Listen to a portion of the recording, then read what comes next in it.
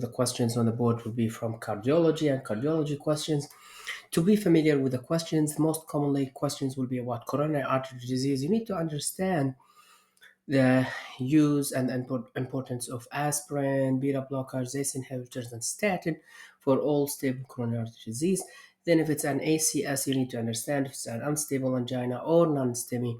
You have to add also heparin infusion and dual antiplatelet therapy. You have to risk stratify those patients within 24 48 hours, and to understand, is the patient going to go for cardiac cath or stress test. STEMI, and especially posterior wall STEMI with RV4 ST elevation, right-sided AKG, revascularization with PCI, importance of primary PCI, the ACS complication, either arrhythmia and the ventricular tachyarrhythmias and the benign idioventricular arrhythmias. You may gonna see that as an AKG on the question, or as a clinical scenario, the patient has an arrhythmia and you are covering the unit, and the question will be what you're gonna do for this arrhythmia. Mechanical complications are very important, usually about management. When it's a mechanical problem, treatment has to be surgical, either VSD, rupture wall, rupture valve. You can try some vasodilator, aortic pump, pericardiocentesis, and maybe clip for a mitral valve as a temporary solution till you do a definitive surgery. Timing is important. So the question maybe said happens immediately within 24 hours, 2 days, or on day three. Clinical picture will be more of recent MI and followed with signs and symptoms of heart failure or tamponade. Heart failure management has at least 5 6 questions. Most of those are focused and concentrated on the management with the GDMT. Maybe the missing part is Entresto. Maybe the patient already on ACE inhibitor and they want you to stop the ACE inhibitor for 48 to 72 hours before starting Entresto.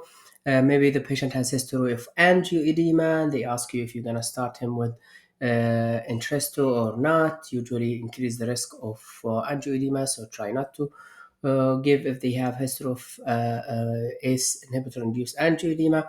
Maybe patient is missing is evabradine, and what's the indication for evabradine? What's ejection fraction below 35, or heart rate still and persistently high above 70? The indication for ICD, the indication for SGLT2 inhibitor, and SGLT2 inhibitor, very common to have the question about complication like euglycemic DKA or recurrent UTI and risk of urosepsis, and then you have to stop this medication. Or patient on risk for neck of femur fracture, Takotsubo and cardiomyopathy after a surgery, elderly patient, and suddenly has symptoms and signs of heart failure, maybe chest pain. AKG is positive with deep T wave in V2-3 precordial leads, and cardiac cath is normal. You diagnose with Takotsubo. The question maybe about recovery takes few months, or the question about treatment will be same as heart failure management. Tamponade, you need to understand the AKG with electrical alternators, understand the pathophysiology of pulsus paradoxicus, more than 20 millimeter mercury, drop of systolic blood pressure in deep inspiration, which is an exaggerating for normal phenomena. Hypertrophic cardiomyopathy, HUCM, and the differentials between the athletic heart and severe LVH. They may ask about genetic counseling or diagnosis. Diagnosis with usually with an echo, and you look to the LVH and the septal thickness more than 3 centimeter is more diagnostic for HUCM, and they may ask about the rule for ICD in those patients. Myocarditis, pericarditis, they may ask about more about complication, management, etiology, less likely, which is Coxsackie viruses and recently COVID, and unlikely to ask you about the diagnosis. You will be clear that it's myocarditis, but they will ask more about the complication and the management. Valvular heart disease, especially aortic stenosis and mitral regurg, infective endocarditis, those are very common on that test. The use of antibiotic prophylaxis, and the use of anticoagulant, when to bridge with anticoagulant, what to do with this anticoagulant prior to surgery, EKG. Make yourself familiar with the EKGs on MKSAP, and those are will be actually the same EKG in most of the cases. The most common ones will be the heart block, either complete heart block or second Mobitz type 2, AFib, digitalis toxicity, misplaced leads. You have to look and make sure that lead 1 is positive and AVR is negative.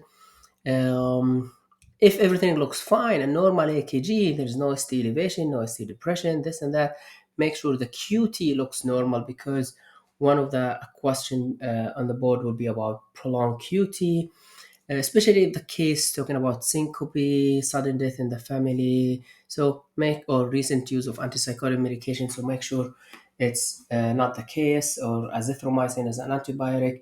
Peripheral vascular disease, and they may ask about celestazole used in a heart failure patient, or recently added to medication and patient came back to with a lower lymphedema.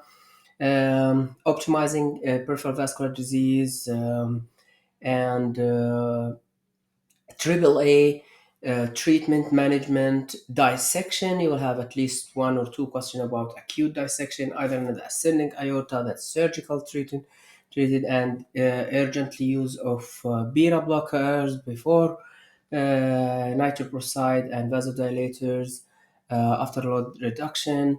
Um, Descending aortal dissection, medical management, association between dissection and congenital heart, either Turner syndrome, coarctation of the aorta.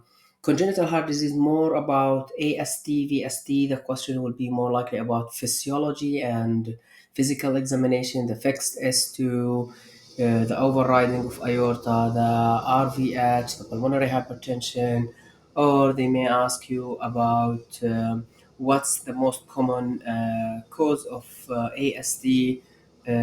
Congenital ASD is the patent ostium secundum,